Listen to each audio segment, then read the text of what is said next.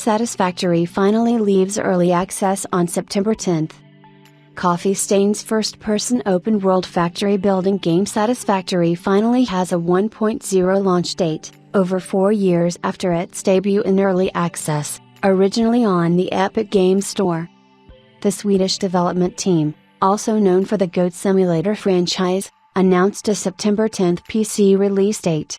They also detailed several key changes that will be introduced with the launch version, starting with many changes to the resource modes available on the world map. According to Coffee Stain, most node reductions have been made in the Northern Forest to encourage expansion from there as players progress into the later stages of the game. At the same time, nodes have been scattered throughout the map, placed where it makes geographical sense to achieve a more even resource distribution. The main materials addressed are caterium, sulfur, and quartz. In addition, iron, copper, and limestone nodes and water geysers have been spread across the map to help with basic resource income wherever you build a factory. Coal has also seen changes, with a number of them added in close proximity to the abyss while also being removed in a few spots around the map. Changes to recipe costs will be made in Satisfactory 1.0 to foster smoother transitions between phases and levels, especially in the later stages of the game. Requirements are generally being relaxed. For example, programmable splitters will use ilimiters and geothermal generators will use high-speed connectors, whereas both used to be made through supercomputers.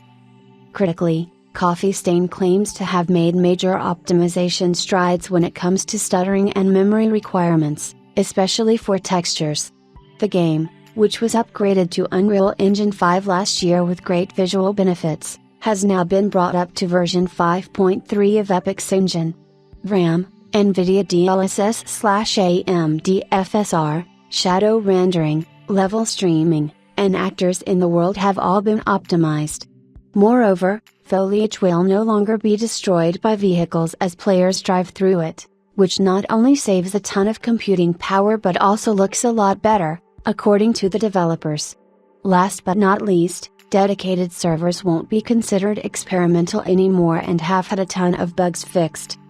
These are just the highlights of Satisfactory Update 1.0. More detailed notes will be published closer to the September 10th launch.